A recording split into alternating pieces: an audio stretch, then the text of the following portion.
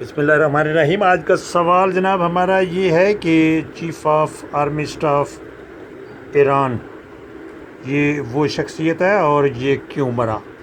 आज का सवाल हमारा नहीं बल्कि पूरे वर्ल्ड का है।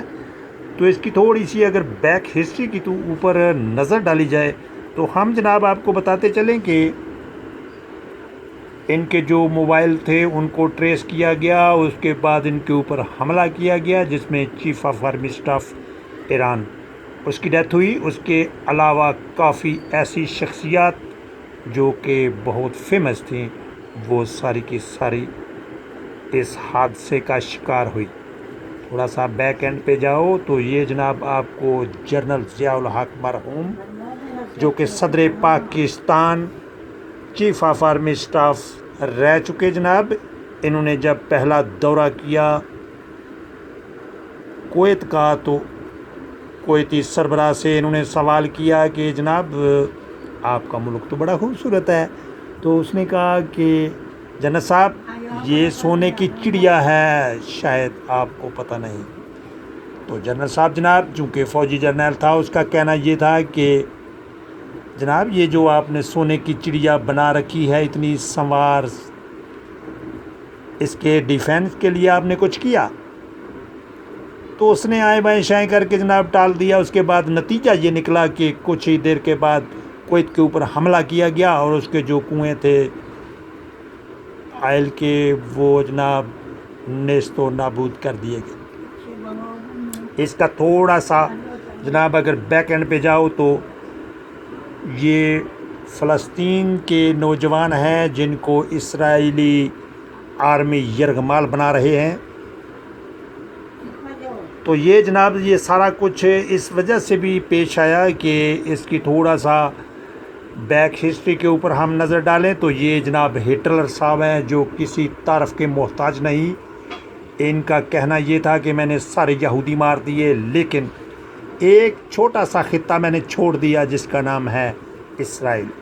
ये मैंने क्यों छोड़ा, इसको भी मैं मार सकता था लेकिन मैंने छोड़ दिया। उसकी वजह ये थी कि आने वाले वक्तों में जब मेरी हिस्ट्री पढ़ी जाएगी तो आपको ये पता चलेगा कि हिटलर ने ये काम क्यों किया। तो उसका जनाब उसके बैक एंड की तरफ आप देखें, उसका बैकग्राउंड ये है कि जब ये इसराइली जनाब उजड़ गए, हिटलर का शिकार हुए तो ये बीच में बच गए। तो इनको पनाह देने वाला फ़लस्तीन ही था।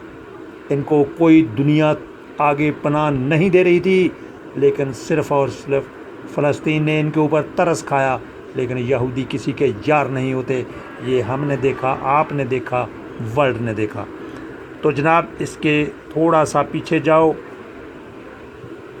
आज की बात अगर की जाए डिफेंस कैसे होता है तो जनाब पाकिस्तान से आप सबक हासिल कर सकते हैं। ये हमारा वो सपूत कामरान जिंदाबाद लिखा हुआ है साथ जनाब। ये वो नौजवान है जो अपना डेथ सर्टिफिकेट एडवांस में साइन करने के बाद जाता है और इंडिया की ईंट से ईंट बजा देता है। तो डिफेंस कैसे होता है जनाब, अगर थोड़ा सा पीछे जाएं, जो बदर की जंग हुई वो अगर आप देखें, हमने क्या देखना है जनाब, हमने सिर्फ सुना। और सहाबा जिन्होंने पार्टिसिपेट किया तो उनका कहना ये था हम तो तलवार दुश्मन की तरफ सिर्फ सीधा करते थे, वो तलवार जनाब मीलों लंबी हो जाया करती थी। तो हाँ 2025 में जो जंग हुई वो हमारे आमने सामने हुई। हमने देखा कि एक बार फरिश्ते जो हैं बदर के मकाम पर मुसलमानों की मदद के लिए उतरे और दूसरी बार 2025 की जो जंग है उसमें फ़रिश्ते हमने उतरते हुए देखे। उसका सबूत ये ज़िंदा सबूत आपके सामने, ये वो कामरान है जनाब जो पायलट है, मसीह बरादरी से तल्लक़ रखता है लेकिन ये जब गया तो इसने अपना डेथ सर्टिफिकेट साइन किया। तो इसका कहना ये था कि अगर मेरा ये मिशन कामयाब हुआ तो मैं जनाब मुसलमान हो जाऊंगा और अल्हम्दुलिल्लाह ये बंदा मुसलमान हो गया। अल्लाह जिसको तौफीक देता है वही नेकी कर पाता है, दूसरा बंदा नेकी कर नहीं सकता। तो ये अल्लाह की तरफ से तौफीक होती है जनाब। तो आपका और हमारा साथ यहाँ तक ही था। इसके बाद हम आपको बताते चलें, हमारे चैनल का नाम है जनाब विलेजर नोमी भाई ऑफिशियल के नाम से।